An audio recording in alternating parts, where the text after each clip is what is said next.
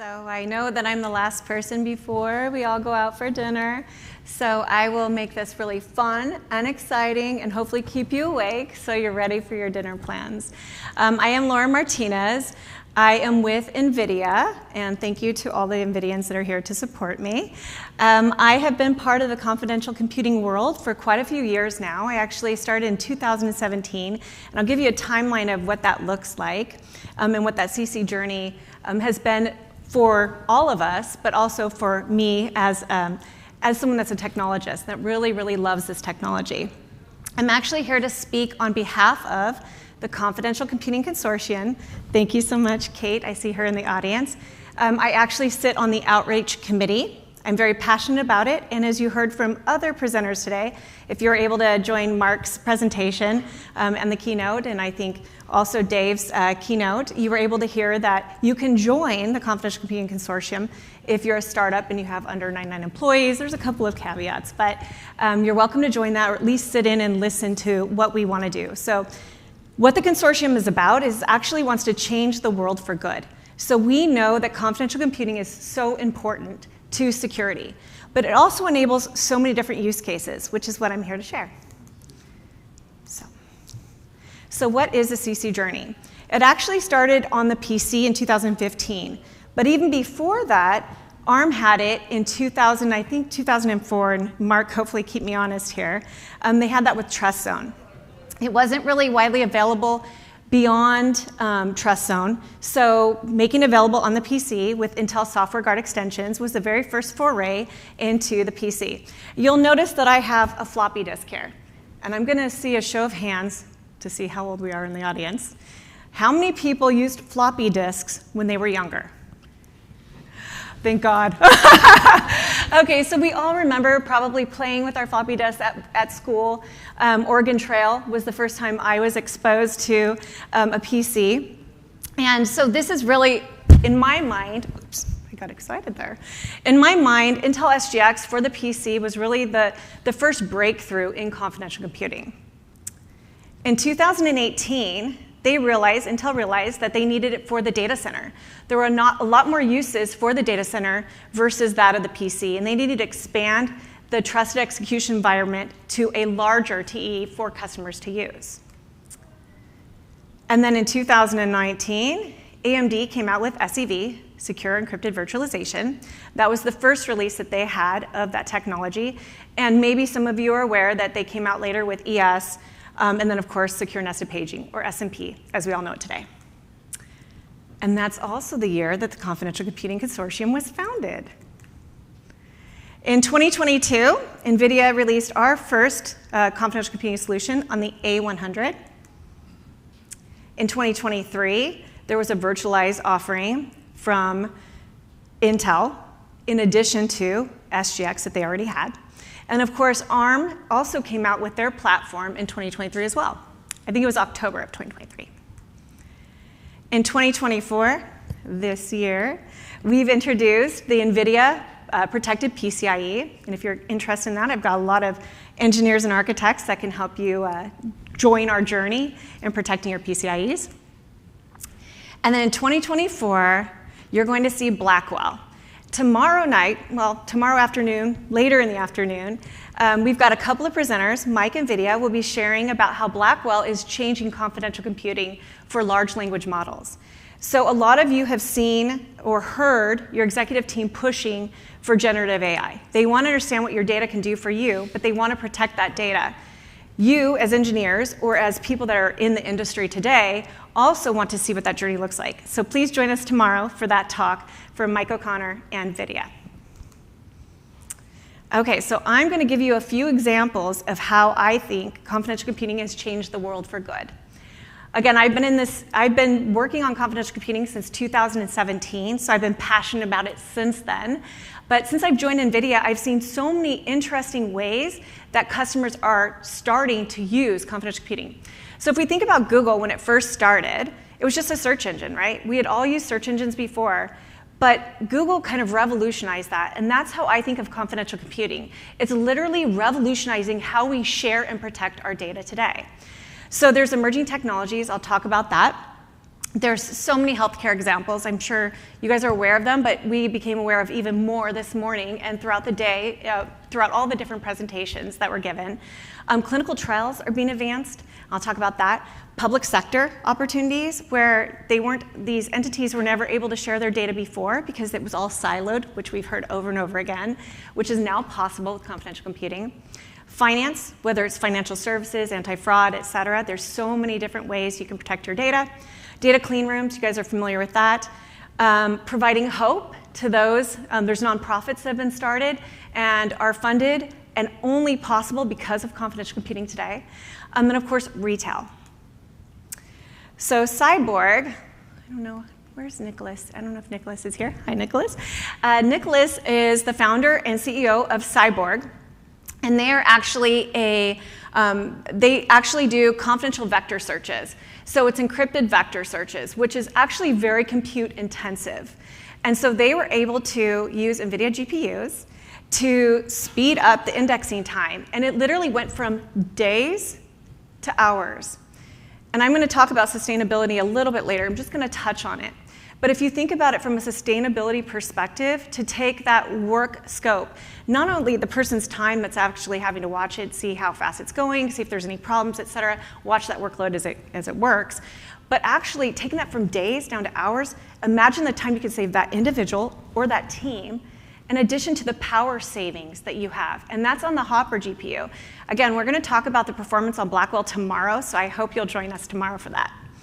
And so I also wanted to highlight that organizations like public sector can use confidential computing to do their vector searches and their indexing faster. Okay, Avellino, and I apologize to the Avellino team if they're watching this after the fact because they are actually presenting next door. So I did send some customers next door. I said, hey, please support this customer in their use case because it's really exciting. So I wanted to talk about the human genome. Is anybody here aware of the year that we mapped the first human genome? Anyone want to guess? It was actually not that long ago. No. Yes, sir. Good answer. So we mapped the first one human's genome in 2000. Since then, data has taken a lot longer than we thought to process, right? We thought we'd be a lot further. Just like the Jetsons thought we'd be flying around in cars today and we're still driving on the roads, we thought that DNA sequencing, disease management, pathogen mapping, all of those things the life science industry would be completely revolutionized by now. And it is being revolutionized, but it's being revolutionized a lot slower than we thought. But because of confidential computing, you're going to see a lot more advancements in this technology, I think in very short order. So they were able to there's actually 40 exabytes of data that are expected to be processed within the next few years, right? Just on DNA sequencing. That's it, just on DNA sequencing. So they actually were able to take 40,000 customers within their database. They were able to share a database anonymously, not actually de-anonymizing the data. Using confidential computing, they were able to take this patient data along with pathogen information and DNA sequencing to come up with new solutions for these pathogens. So the next COVID, we don't have to worry. We're going to have it covered. We're not even going to have to mask up or anything. And of course, they're applying AI to analyze all of those data sets. So it's a new and novel approach to life science. Okay, this one's kind of exciting for me personally. So let me see if I have any Anjuna folks in the... Hello, Mal. Hello. Thank you for joining us. So Anjuna was able to work with a public sector, the US Navy, and they were able to actually, how many people, can I see a show of hands of how many people have heard from customers or from friends or from people that they work with, you know, confidential computing is just so hard to implement. How many people have heard that? Can I see a show of hands? Okay. I've heard it over and over again, probably because I've been in the industry so long. They were able to actually take that workload and put it into confidential environment, confidential computing within 1 hour. 1 hour using their platform. That means that we can enable insights much quicker. So granted, the US Navy was working just on a proof of concept, but they're excited to see how fast and performant they can get security for their LLMs, because even the public sector is pushing to get more insights into their data. So security without compromise, trust fully verified, so they're using attestation services, so they know that they can trust the data set has not changed from the time that they actually gave it to Anjuna to manage that data set. And of course, ensuring complete data privacy. So this is not Eureka, which is what I originally thought. So Fortanix is working with Mitsui, and this is Zuricha.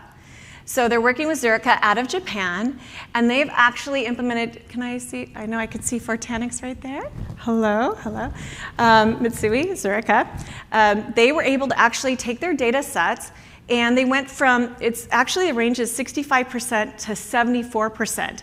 So they were able to, with CC enabled, with confidential computing enabled, they were able to actually combine data sets that they had never been able to combine before. And what they told me today was they actually took 5 different companies, clinical companies, and they were able to combine all of their data sets anonymously using confidential computing. Think about how competitive it is to get a clinical trial to market. Drugs to market, it's very competitive, at least it is in the United States, and I'm assuming it is everywhere else. They were able to actually work, collaborate on disparate data sets with different companies in a confidential computing manner in order to get those data sets and actually bring drugs to market. So what are some of the impactful examples over the year? I'm just going to go right like that, so it's easier. Global Hope. This is a nonprofit organization, Hope for Justice, and I don't know if Edgeless is in the room, but they actually provided the technology, the platform for this nonprofit to help those that are most vulnerable in the world. And if you're interested in learning more about that, Hope for Justice is the company name that you can, it's a nonprofit, and they basically anonymize data for those that are most at risk, and they actually have a lot of real-world examples that are so amazing. I don't have time to go into all of them today, so please look that up. It's a pretty great organization. EHR. So I don't know if you guys are familiar with Germany's EHR system, but they actually had all paper-based systems just until paper-based files for their medical records just until a few years ago. They used confidential computing to actually transition from a paper environment for their health system to completely electronic. But the law required that they had to have it within a confidential computing environment. So the German government used confidential computing to protect 70 million German patient records, along with over 100 million prescriptions that are written every year by the German government for the people that are within that health system. So they are using it for their EHR. They're protecting all of those records. In addition to that, they're also all of the e-prescriptions are now done through confidential computing environments. Brain tumor detection. You guys, this is so, I love this story. I don't want anybody to cry before dinner, but I really have to share this story. It's so amazing to me. So the University of Pennsylvania used BRAT studies. These are MRIs, CT scans. There's only 200 that were available that were de-anonymized. And they could use these to study brain tumors. So they were trying to train their AI models, but they could only get around 11% efficacy or accuracy for their models. And if you ever trained a model, you know what a pain it is to do from a raw data set. They were able to collaborate with over 70 different institutions to take brain tumor detection. On the average, from the time you have detection to the time you actually get treated by a neurologist who also specializes in oncology or brain tumors, it's 8 months. 8 months. Imagine you were the person that got that diagnosis, but you don't know what's wrong for 8 months. They were able to take that timeline and reduce it down to minutes within confidential computing environment with over 80% accuracy to the model, which is actually better than neurologists, shockingly. So think about just that one example, the collaboration between 70 clinical health organizations, all because of confidential computing. One use case, that's just one use case. Think about all of the people that have been affected by that. That's an amazing stat, and I love that story. Okay, reinsurance. So in Europe, this is an insurance story, so I know not everybody's excited about insurance, especially if you live in California, because we're paying so much now. But insurance, there's actually a high fraud rate. In fact, there's $10 billion just in the United States alone. And in Europe, there's a company that was able to take a bunch of insurance companies, get the data, and collaborate on that data to lower fraud, instances of fraud.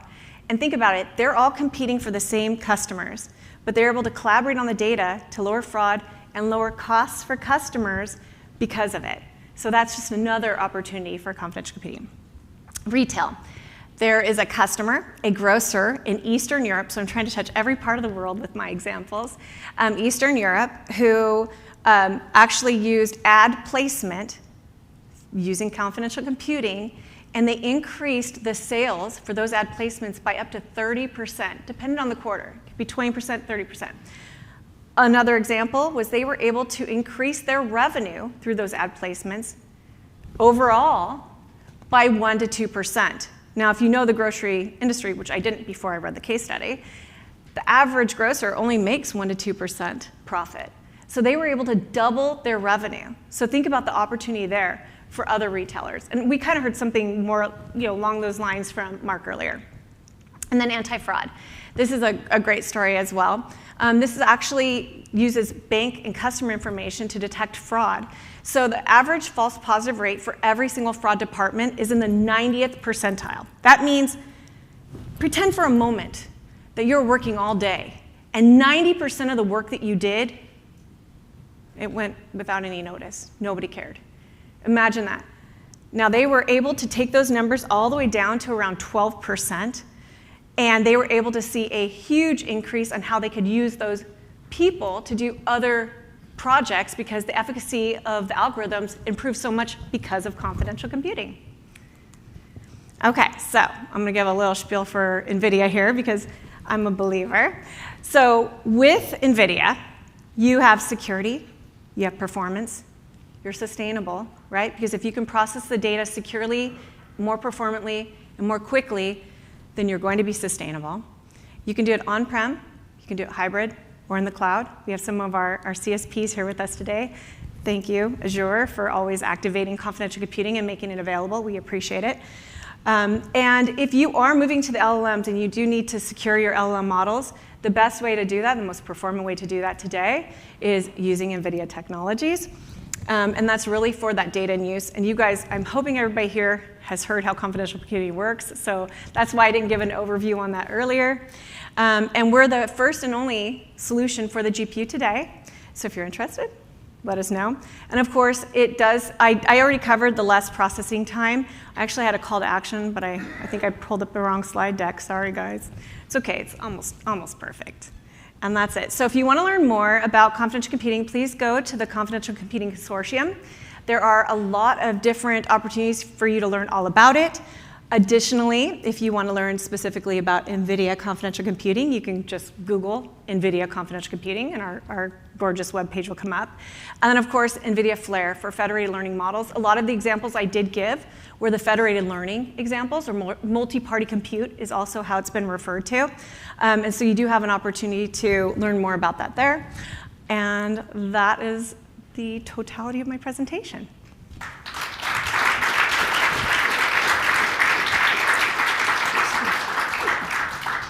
All right, so is there any questions? All right, everybody's hungry. All right, well, thank you guys so much. You guys have a great evening. See you tomorrow.